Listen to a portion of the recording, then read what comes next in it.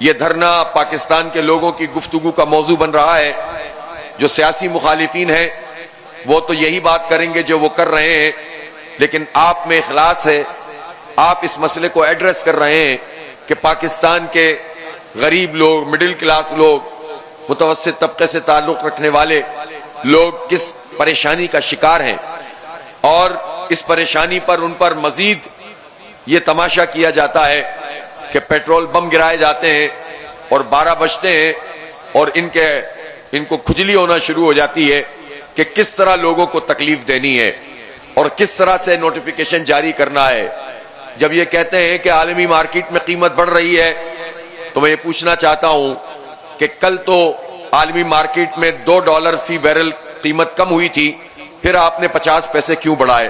اس لیے کہ آپ ڈھٹائی پر اتر آئے ہیں، اور آپ اگر ڈھٹائی پر اتر آئے ہیں تو میں حکومت سے کہنا چاہتا ہوں کہ وہ دعوت نہ دیں اس بات کی، جماعت اسلامی اور اس کے ورکرز کو اور ان عوام کو کہ جو ان دھرنوں میں شریک ہو رہے ہیں، اس بات کی دعوت نہ دیں کہ پھر ہم بھی اپنی سی پہ اتر آئیں اور پھر تمہارے لیے سر چھپانے کے لیے بھی راستہ نہ رہے۔ اس لیے پرامن طریقے سے جو جد و جہد ہو رہی ہے اس کے مسئلے کو ایڈریس کرو، اس مطالبے کو سمجھنے کی کوشش کرو اور حالات کو پڑھ لو، ریڈ کر لو کہ جب تک یہ سلسلہ ایسا چل رہا ہے تو چل رہا ہے، اور پھر اگر یہ جنگ سڑکوں پر مسلسل شروع ہو گئی پھر تمہارے اندر اتنی ہمت نہیں ہے کہ تم حالات کا مقابلہ کر سکو۔ ویسے بھی جو حکومت عوام کی رائے سے نہ آئے وہ بودھی ہوتی ہے، کمزور ہوتی ہے، تھردلی ہوتی ہے، کھوکھلی ہوتی ہے، اور اس وقت نون لیگ کی یہ حکومت اور پی ڈی ایم کی یہ حکومت، جو پی ڈی ایم کی جماعتوں نے جو کچھ حرکتیں کی تھیں اور یہ حکومت انہوں نے بنائی ہے اسٹیبلشمنٹ کی مدد سے، تو یہ جو حکومتیں ہیں یہ کھوکھلی حکومتیں ہیں، ان میں کوئی جان نہیں ہے۔ تو انشاءاللہ یہ گرتی ہوئی دیواریں تو چند دھکوں کی مار ہیں، اور کسی بھی وقت ہم یہ دھکے لگانا شروع کر سکتے ہیں۔ اس لیے سیدھے طریقے سے آؤ، بات کرو اور لیوی کو ختم کرو۔ تم جب یہ کہتے ہو کہ یہ لیوی کی قیمت جو ہے یہ آئی ایم ایف کا مطالبہ ہے اور ہم اس کو ختم نہیں کر سکتے، تو جب سڑکوں پر جنگ شروع ہو گئی عوام کی اور جد و جہد شروع ہو گئی عوامی لحاظ سے، تو پھر تم آئی ایم ایف سے بھی یہ کہو گے کہ اب حالات ہمارے کنٹرول میں نہیں ہے تو ہمیں یہ لیوی ختم کرنی پڑے گی۔ تو کوئی کام عزت سے کیوں نہیں کرتے ہو؟ ضروری ہے کہ ذلت اٹھا کر یہ کام کرو، عزت کے ساتھ اس کام کو کر لو۔ ہمارا جائز مطالبہ ہے۔ پاکستان میں طالب علم اور غریب لوگ، بائکیں چلانے والے، رکشے میں چنگچیوں پہ دھکے کھانے والے، یہ سارے کے سارے لوگ تمہاری عیاشیوں کا بوجھ اٹھا رہے ہیں۔ تمہاری عیاشیوں کا بوجھ پاکستان کی قوم اٹھا رہی ہے، اور یہ حکمران طبقہ یہ اپنی گاڑیاں چھوٹی نہیں کر سکتا، یہ اپنا فری پیٹرول اور فری بجلی کم نہیں کر سکتا۔ یہ ہمارا جو حکمران طبقہ ہے اس کو چاٹ لگ گئی ہے، لوٹ مار کرنے کی چاٹ لگ گئی ہے۔ ان کے بڑے بڑے محلات ہوتے ہیں، سرکاری دفتر بڑے بڑے ہوتے ہیں، اور یہ کس طرح سے بیوروکریسی کی مدد سے چیزوں کو کنٹرول کرتے ہیں اور ہمیں ہمارے حق سے محروم کرتے ہیں۔ اس لیے اپنی عیاشیاں کم کرو۔ مریم بی بی سے یہ سوال پوری قوم بار بار پوچھ رہی ہے کہ ان حالات میں، جب پاکستان میں کیا دنیا میں حالات خراب تھے اور پیٹرول کی قیمتیں عالمی مارکیٹ میں بڑھ رہی تھیں، تو تم نے مزید لوٹنا شروع کر دیا تھا اور مزید لیوی نافذ کر دی تھی، اور اس کا بہانہ بنا کر پاکستانیوں کی جیب پر ڈاکہ ڈال رہے تھے، اور اسی وقت تم نے 11 ارب روپے یعنی 1100 کروڑ روپے کا جہاز خریدا تھا۔ یہ جواب تو تمہیں دینا پڑے گا۔ ہو سکتا ہے تمہاری حکومت کے خاتمے کا سبب ہی تمہارے یہ اقدامات بن جائیں کہ تم نے کس طرح غریبوں کا مذاق اڑایا ہے جہاز خرید کے، تم نے کس طرح متوسط طبقے کا مذاق اڑایا ہے اپنی گاڑیاں خرید کے، اور چیئرمین سینٹ جناب گیلانی صاحب نے 9 کروڑ کی گاڑی خریدی، اور بیوروکریسی کے لیے بڑی بڑی گاڑیاں آ گئیں، تو تم ہمارا مذاق اڑاتے ہو۔ جس دن عوام اپنی سی پہ آ گئے تو میں بار بار کہہ رہا ہوں تمہیں بھاگنے کا موقع نہیں ملے گا، اس لیے کہ ہم نے دیکھ لیا ہے کہ جب بنگلہ دیش میں لوگ نکلے تھے تو اس وقت ایک راستہ رہ گیا تھا کہ ایئر لفٹ سے حسینہ واجد کو اٹھا لیا گیا تھا۔ تو اب تو پاکستان کے نوجوان یہ بات جان گئے ہیں اور جب یہ نکلیں گے تو انشاءاللہ تمہیں ایئر لفٹ بھی نہیں کیا جا سکے گا. پھر تمہارا کیا حال ہوگا؟ تم کہتے ہو کہ ہم امن قائم کرنے کے لیے پولیس کو تم نے اختیارات دیے ہوئے ہیں، تم ماورائے عدالت لوگوں کو قتل کرتے ہو، تم تمام آئین کے پرچے اڑا کر اپنی پیرا فورس کو غریبوں کو کبانے کے لیے استعمال کرتے ہو. لیکن جب عوام نکل گئے اور بپھر گئے تو پھر تمہیں وہ ہاف فرائی اور فل فرائی پورا کر دیں گے، کچھ بھی نہیں بچے گا. اس لیے اس دن سے ڈرو اور موڈ جو لوگوں کا ہے اس کو سمجھ لو. لوگ کسی کو بخشنے کے لیے تیار نہیں ہے. کوئی طاقتور بن کر سامنے آئے، کوئی بندوق لے کر سامنے آئے، کوئی کسی بھی طریقے سے آتا ہے. یہ نوجوان اب سنبھل نہیں رہے، اس لیے غنیمت سمجھو کہ جماعت اسلامی منظم طریقے سے کام کر رہی ہے، پرامن طریقے سے کام کر رہی ہے، اور پرامن سیاسی مزاحمت کو ہم آگے لے کر چل رہے ہیں. اس لیے اس تھوڑے کو بہت سمجھ کے اپنے آپ کو پیچھے ہٹاؤ اور اس لیوی کا بھتہ اور جگہ ٹیکس ختم کرو. یہ کسی صورت میں بھی ہمارے لیے قابل قبول نہیں ہے. اور اسی طرح سے یہ آئی پی پیز مافیا جس کے بارے میں تم لوگ کہتے تھے ان سے بات ہی نہیں ہو سکتی، یہ 2 سال پہلے جو ہم نے تحریک شروع کی تم نے ہمارے راستے روکے تھے، لیکن ہم نے پھر پرامن سیاسی مزاحمت کو آگے بڑھایا تھا. اور شروع میں تمہارے سارے وزیر اور مشیر کہتے تھے کہ آئی پی پی سے بات چیت نہیں ہو سکتی، لیکن پھر تم مجبور ہوئے، تم نے بات کی اور تم نے آئی پی پیز کچھ بند کی، کچھ سے ری نیگوشیٹ کیا. اور آج اللہ کا شکر ہے جماعت اسلامی کی جد و جہد کے نتیجے میں پاکستانیوں کو 2 سال پہلے کے مقابلے میں 10 سے 16 روپے کی بجلی سستی مل رہی ہے پر یونٹ. لیکن یہ ہماری منزل نہیں ہے. ابھی بھی 73 آئی پی پیز ایسی ہیں جس میں شریف خاندان کے لوگ بھی ہیں، زرداری خاندان بھی ہے، ترین خاندان بھی ہے، اور باثر لوگ بھی ہیں. فوجی فاؤنڈیشن کی آئی پی پیز بھی ہیں جنہیں بہت سی مراحت ملتی ہیں. جب قربانی پاکستان کے غریب لوگوں سے مانگتے ہو تو فوجی فاؤنڈیشن کو بھی قربانی دینی پڑے گی. ان کے بھی جتنے بھی ایسے فرٹیلائزر اور ایسے ادارے اور ایسی صنعتیں ہیں جن کو گیس کم قیمت میں ملتی ہے، اس کو جسٹیفائی کرنا پڑے گا کہ عام صنعت کار کے لیے جو قیمت ہے وہ ان اداروں کی قیمت کیوں نہیں ہوتی. یہ 2 نظام ملک میں نہیں چل سکتے، اور محض طاقت اور بندوق کے ذریعے سے لوگوں کو خاموش نہیں کیا جا سکتا. اس لیے اب جواب سب کو دینا پڑے گا. ہم اگر قربانی دے رہے ہیں تو فوج کے افسران کی گاڑیاں بھی چھوٹی ہونی چاہیے، ان کے فری پیٹرول اور ان کے فری بجلی بھی ختم ہونی چاہیے، ان کے بچے بھی وہیں پڑھنے چاہیے جہاں ہمارے بچے پڑھتے ہیں. اور ہمیں معیاری تعلیم چاہیے. سرکاری اسکول کا مطلب وہ اسکول نہیں ہے کہ جہاں پر وہ لوگ پڑھیں جہاں دوسری جو تعلیم خرید نہیں سکتے اور معیاری تعلیم حاصل نہیں کر سکتے تو جاؤ اس سرکار کے اسکول میں جمع کرا دو.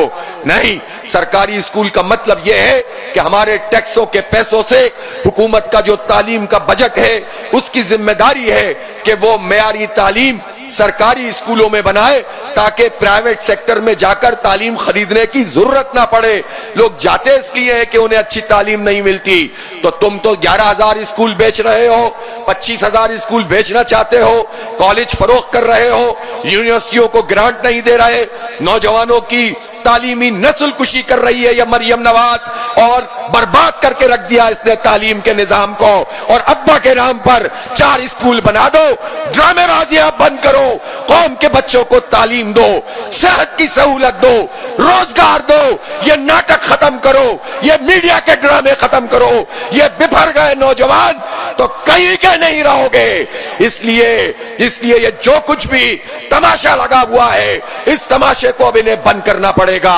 اسی طریقے سے انہوں نے زراعت کے شعبے کو تباہ کر کے رکھ دیا. گندم کی قیمت پوری نہیں دیتے اور مافیاز کو بیچ میں رکھا ہوا ہے. کسان کو پیسے پورے نہ دو اور بازار میں گندم مہنگی بیچو. درمیان میں جو 1,000, 1,500, 2,000 کا فرق ہے، یہ کون سا فرق ہے؟ یہ تمہاری پسندیدہ 11 کمپنیاں تم نے بنا لی اور ان کے ذریعے سے خرید و فروخت کی ہے. ان کا تو فارنزک آڈٹ ہو جائے تو سارے کھرے مل جائیں گے کہ کون سا رستہ وزیر اعلیٰ ہاؤس پہ جاتا ہے، کون سا جاتی عمرہ پہ اور رائیونڈ جاتا ہے، کون سا بلاول ہاؤس جاتا ہے اور کون سا وزیر اعظم ہاؤس جاتا ہے. سب پتا چل جائے گا. اس لیے یہ جو گندم مافیا ہے، یہ جو چینی مافیا ہے، کہ پہلے تم نے کہا کہ چینی موجود نہیں ہے لہذا امپورٹ کی اجازت دی جائے اور اس میں بھی ڈیوٹیاں ختم کر دی جائیں، قوم کے بچوں سے ٹیکس وصول کرتے ہو، لیوی کا بھتہ وصول کرتے ہو، اور چینی مافیا کو یہ حق دیتے ہو کہ وہ ایکسپورٹ کرے یا امپورٹ کرے، ان کی ڈیوٹی ویو ہو جائے، ختم کر دی جائے۔ تو یہ جو شوگر مافیا ہے اور یہ جو چینی مافیا ہے، یہ مافیا ان حکومتوں کے ساتھ ملی ہوئی ہے، اور انہوں نے کہا کہ ہم نے امپورٹ کی اور 6,65,000 جو ہے وہ ٹن گندم انہوں نے امپورٹ کر لی، سستے داموں امپورٹ کر لی، اور وعدہ کیا تھا کہ چینی مہنگی نہیں ہوگی، لیکن امپورٹ ہوئی تو چینی مہنگی بھی ہو گئی۔ اب چینی زیادہ ہے تو کیا کریں؟ کہتے ہیں ایکسپورٹ کی اجازت دے دیجئے، اور ایکسپورٹ چلی جائے گی، اور جیسے ہی فیصلہ کیا چینی کی قیمت بازار میں مہنگی ہو گئی اور لوگ چاروں طرف سے پھنس گئے ہیں۔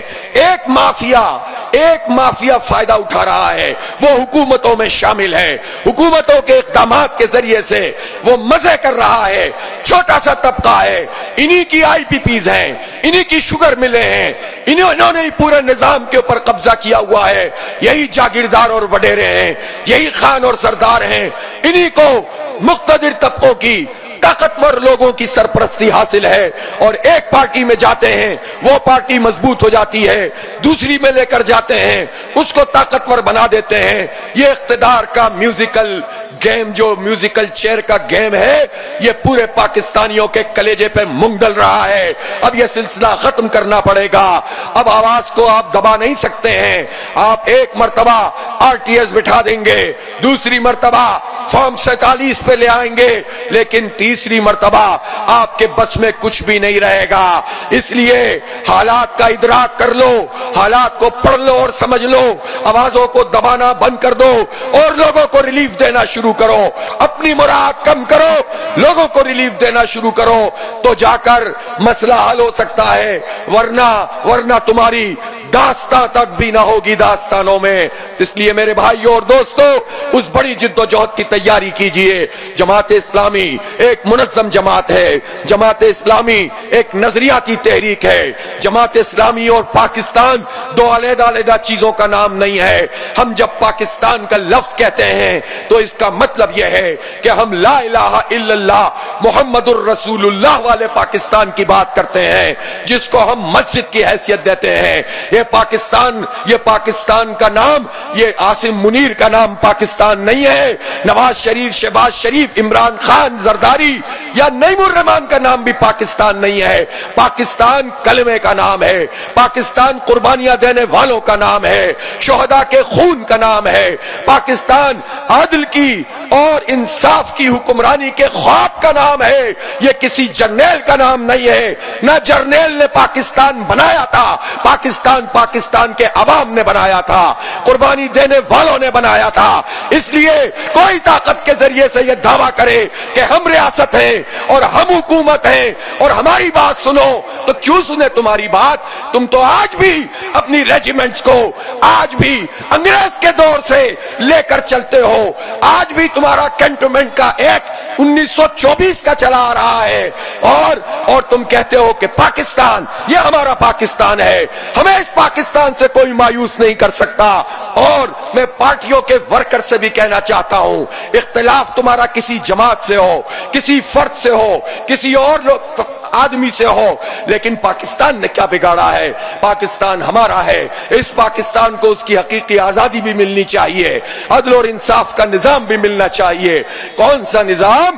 وہ نظام جو آقا انعامدار حضور اکرم صلی اللہ علیہ وآلہ وسلم لے کر آئے تھے، عدل اور انصاف، مشاورت کا سلسلہ، لوگوں کی تنظیم کرنا، لوگوں کو ریلیف دینا اور انصاف ایسا فراہم کرنا کہ جس میں اگر کسی بڑے قبیلے کی عورت نے کوئی جرم کیا ہے اور سزائیں نافذ ہو چکی ہیں، لیکن سزاؤں کے نفاذ سے پہلے تعلیم بھی ہے، تربیت بھی ہے، مواقع بھی ہیں، سب کو برابر کی سطح پر رکھا بھی گیا ہے، اور پھر بھی جرم کرے تو سزا ہے، تو پھر جب سزا قبیلے کی بڑی کوئی خاتون، بڑی قبیلے کی خاتون نے جرم کیا اور سزا سنائی گئی تو لوگوں نے کہا یہ بڑا قبیلہ ہے، لوگ ناراض ہو جائیں گے، مسائل پیدا ہو جائیں گے، اس فاطمہ کو سزا نہیں ملنی چاہیے۔ نبی پاک صلی اللہ علیہ وسلم نے فرمایا فاطمہ بنت محمد بھی جرم کرتی تو اس کو بھی سزا دی جاتی۔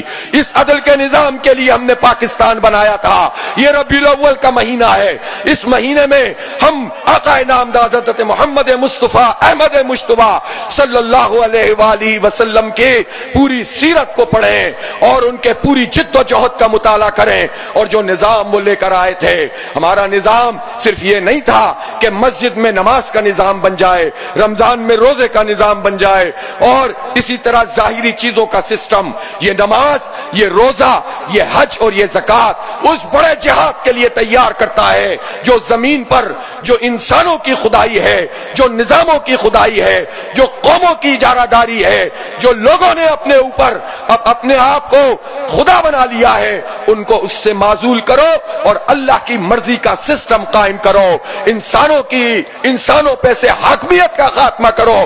یہ رسول اللہ صلی اللہ علیہ وسلم کا نظام تھا۔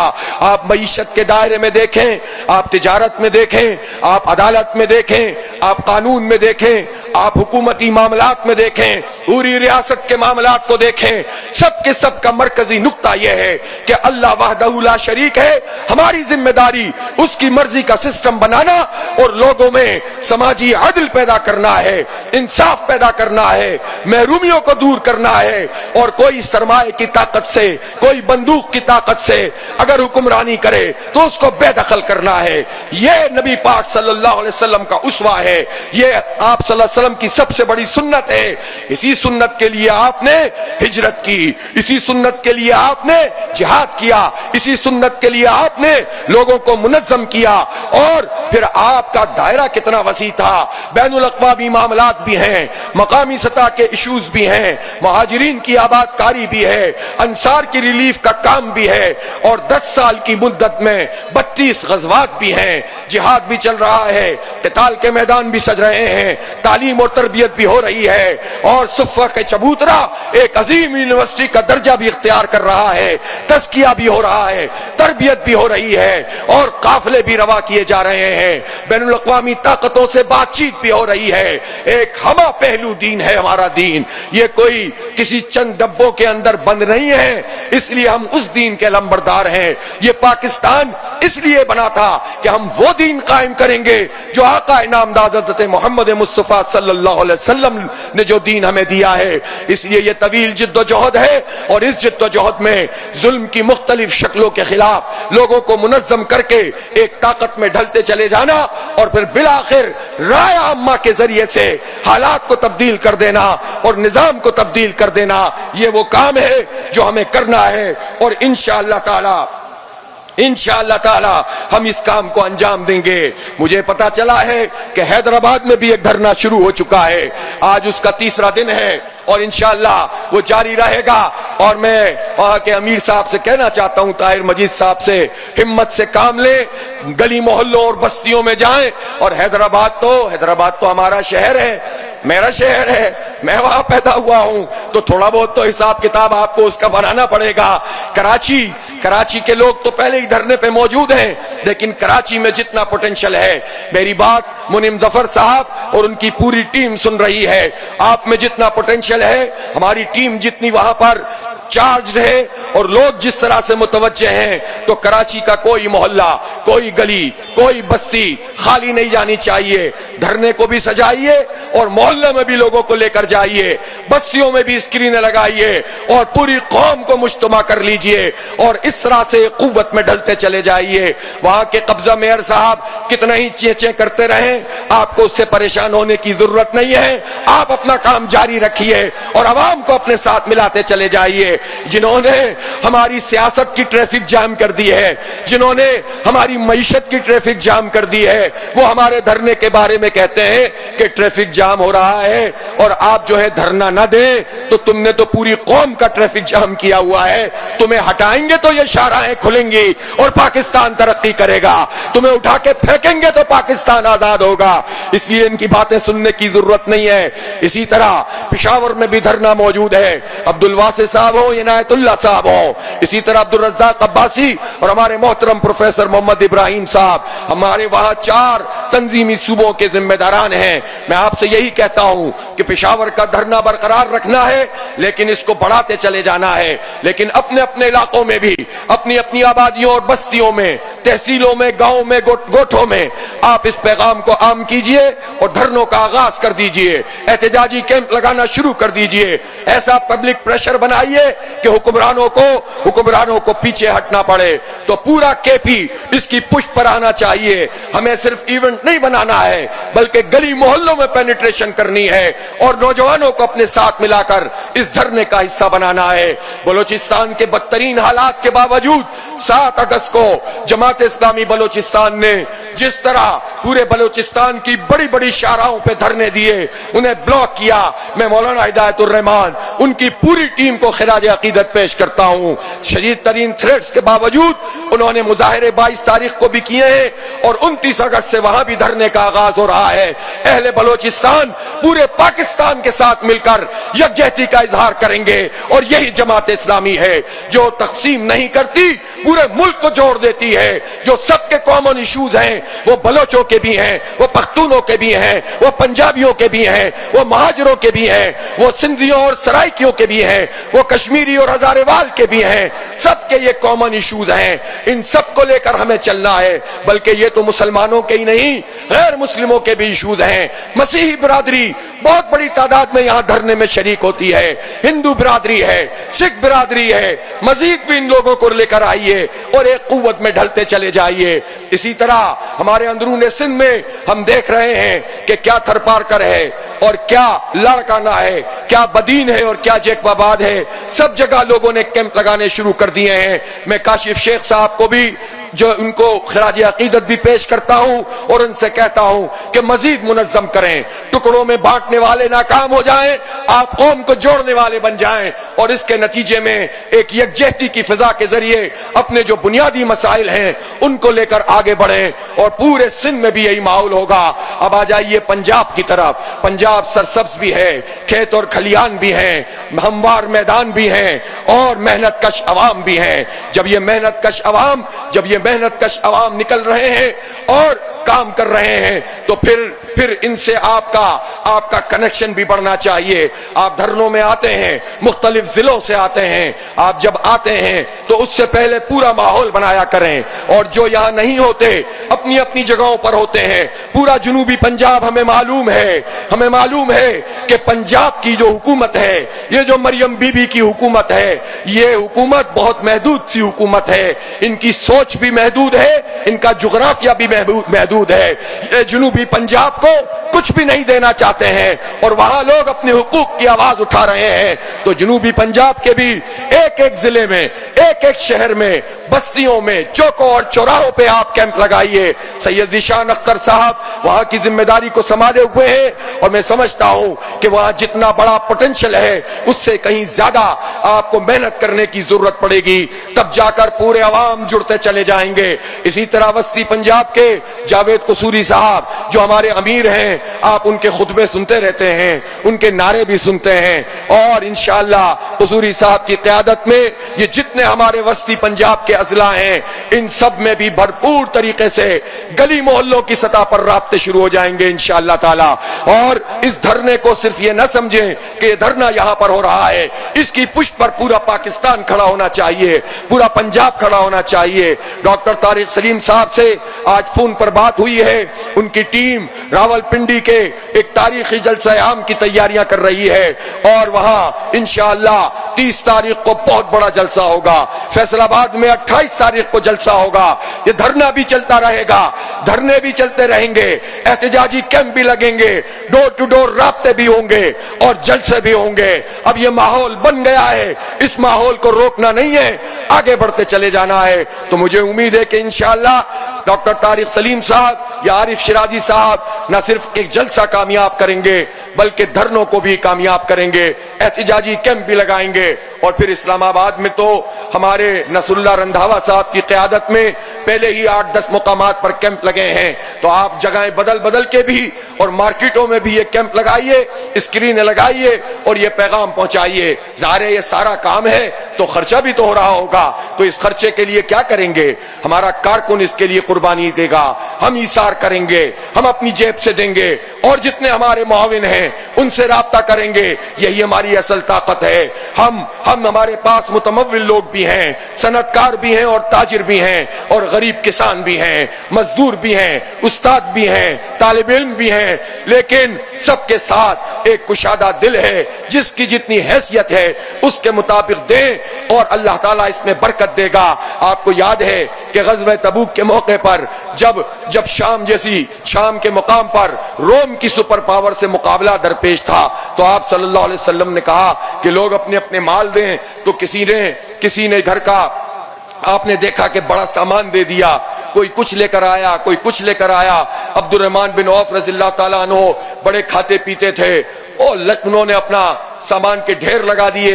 پھر اس کے بعد حضرت عمر فاروق رضی اللہ تعالیٰ عنہ گھر کا آدھا سامان لائے، تو ابوبکر صدیق رضی اللہ تعالیٰ عنہ ہمیشہ سبقت لے جاتے تھے، سارا سامان سمیٹ کر دے دیا۔ وہ پوچھا ابوبکر گھر کے لیے کچھ چھوڑا ہے؟ تو فرمایا کہ وہاں اللہ اور اس کے رسول کا نام ہی کافی ہے۔ کتنی بڑی بات ہے، تاریخ میں یہ مثال ہے۔ ظاہر ہے ہم ان جیسے تو نہیں ہو سکتے، لیکن مثالیں تو یہی ہیں۔ لیکن پھر کیا ہوا؟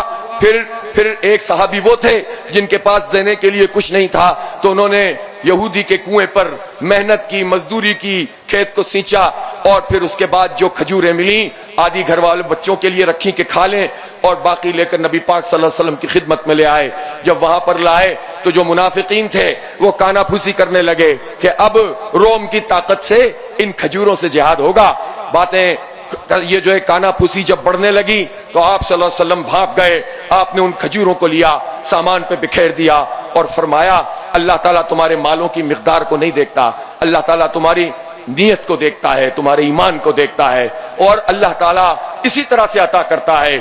اس لیے یہ جو ایمان ہے اور یہ نیت ہے، قرآن میں اللہ فرماتا ہے لن ینال اللہ لحومها ولا دماؤها ولکن ینالہ التقوی منکم۔ اللہ تعالیٰ کو تمہارے جانوروں کا گوشت نہیں پہنچتا، خون نہیں پہنچتا، تمہارا تقوی اللہ تعالیٰ کے پاس پہنچتا ہے تاکہ تم رب کی کبریائی کو بیان کرو۔ اس لیے یہ جد و جہد ہماری، اگر تو ہم اس کو محض یہ سمجھیں گے کہ یہ ایک دھرنا ہے، پیٹرولیم کی لیوی کے حوالے سے ہے، اور اس کے اوپر ہم کامیاب ہو جائیں تو شادیانے بجائیں، ناکام ہو جائیں تو لوگ کہیں کہ کیا ہوا؟ نہیں، اول تو انشاءاللہ اس جد و جہد میں ہم کامیاب ہوں گے، لیکن ہم اس پوری جد و جہد کو اس اقامت دین کی جد و جہد کے ساتھ جوڑ کر کرتے ہیں۔ وہ ہمارا پورا میسج ہے کہ جس میں ہم اللہ کا نظام قائم کرنا چاہتے ہیں، عدل اور انصاف کی بالادستی چاہتے ہیں، اور انسانوں پہ سے انسانوں کی حاکمیت کو ختم کرنا چاہتے ہیں۔ اس لیے اس کام میں کوئی ہار نہیں ہے، کوئی شکست نہیں ہے، کامیابی ہی کامیابی ہے۔ دنیاوی اہداف بھی انشاءاللہ ہم حاصل کریں گے، اور اخروی اہداف تو ملیں گے ہی ملیں گے۔ جب ہم اس کو پوری دینی اسپرٹ کے ساتھ کرتے ہیں تو آپ کا خرچ کیا ہوا ایک ایک روپیہ انشاءاللہ آپ کے لیے جمع ہوتا چلا جائے گا۔ آپ جو وقت لگا رہے ہیں وہ بھی اللہ کی بارگاہ میں جمع ہوگا۔ آپ جو صلاحیت لگا رہے ہیں، آپ جو تقریر کر رہے ہیں، آپ جو نعرہ لگا رہے ہیں، آپ جو چل کر آ رہے ہیں، آپ جو سوشل میڈیا سے اپنا پیغام نشر کر رہے ہیں، یہ سب چیزیں آپ کے لیے آخرت میں توشہ بنیں گی۔ اس کمٹمنٹ کے ساتھ جب آپ تحریک چلائیں گے تو کس کی مجال ہے کہ وہ آپ کا راستہ روک سکے اور آپ کے قدموں کو وہ کمزور کر سکے؟ آگے ہی بڑھنا ہے، جد و جہد کو تیز کرنا ہے، اپنے اس پورے عمل کے ذریعے سے پاکستانی قوم کو ایک امید کا پیغام دینا ہے۔ اس لیے کہ بہت مایوسیاں ہیں، بہت پریشانیاں ہیں، ان مایوسیوں میں امید کے چراغ یہ دھرنا جلا رہا ہے، اور آپ اس میں سارے پروپیگنڈے کا توڑ کرتے ہوئے لوگوں سے ان سے تعرض نہ کریں، پولیٹیکل ورکر سے لڑائی نہ کریں، سارے پولیٹیکل ورکر کو دعوت دیں کہ وہ آپ کے دھرنے میں شرکت کر کے 25 کروڑ عوام کی نمائندگی کریں۔ انشاءاللہ میں پرسوں انشاءاللہ تعالی جب ہمارے ہاں یوتھ کا پروگرام ہوگا، پورے ارد گرد کے اضلاع سے بھی اور لاہور سے بھی بہت بڑی تعداد میں نوجوان یہاں پر پہنچیں گے کہ نہیں پہنچیں گے؟ کہاں ہے یوتھ؟ آج موجود ہیں؟ تو جب یہ یہاں پہنچیں گے اور یوتھ کا اپنا ہی ایک رنگ ہوگا تو انشاءاللہ اس میں اعلان کروں گا کہ کون سی تاریخ کو ملک گیر شٹ ڈاؤن ہڑتال کرنی ہے. یہ دشمن والی ہے سرکار جو بیٹھی جاری ہے اس ملک کا. اور معاملہ صرف ایک ہڑتال پر نہیں رکنا ہے. پھر شٹر ڈاؤن کے بعد پہیا جام کی بھی بات آئے گی. پہیا جام کے بعد پیدل مارچ کی بھی بات آئے گی. پیدل مارچ کے بعد لانگ مارچ کی بھی بات آئے گی. پھر چاروں طرف سے اسلام آباد کی طرف جانے کی بات بھی آئے گی. ہم اس جد و جہد سے دستبردار ہونے کے لیے تیار نہیں ہیں. ہم انشاءاللہ عوام کا یہ حق حاصل کریں گے. ابھی یہ سمجھ رہے ہیں, پہلے تو سمجھ رہے تھے آئے ہیں اور چلے جائیں گے. اب ان کو پریشانی شروع ہوئی ہے. ان کی پریشانیاں بڑھانا شروع کریں اور اپنی جد و جہد کو تیز تر کریں. ان دھرنوں کا پھیلاؤ بڑھا دیں اور پھر اس کے بعد حتمی جد و جہد کی تیاری کریں. انشاءاللہ انہیں ہمیں ہمارا حق دینا پڑے گا, عوام کا حق دینا پڑے گا. لیوی کو ختم کرنا پڑے گا, پیٹرول کی قیمت کم کرنی پڑے گی, آئی پی پیز مافیا کو لگام دینی پڑے گی اور روٹی کو عام آدمی کے لیے سستا کرنا پڑے گا. آپ کو مبارک ہو اور جد و جہد آپ کو مبارک ہو. کل 12 ربیع الاول ہے انشاءاللہ تعالی. 12 ربیع الاول کی نسبت سے یہاں سیرت کانفرنس بھی ہوگی, محفل نعت بھی ہوگی, نعتیہ مشاعرہ بھی ہوگا اور انشاءاللہ تعالی اس کے ساتھ ساتھ چونکہ کل اتفاق سے عید میلاد النبی کے موقع پر 26 اگست بھی آ رہا ہے تو 26 اگست جماعت اسلامی کی تاسیس کا دن ہے اور ظاہر ہے کہ جماعت اسلامی کی تاسیس اسی جد و جہد کا ایک تسلسل ہے کہ جو کہ ایک مسلمان کی حیثیت سے نبی پاک صلی اللہ علیہ وسلم نے ہمیں اللہ کی طرف سے دی ہے. اس لیے ہم 26 اگست کے حوالے سے بھی یہاں پر اپنی گفتگویں کریں گے, جماعت اسلامی کی تاریخ کو بھی بیان کریں گے اور ایک نئے عزم سے ہم جو ہیں وہ ہم کنار ہوں گے.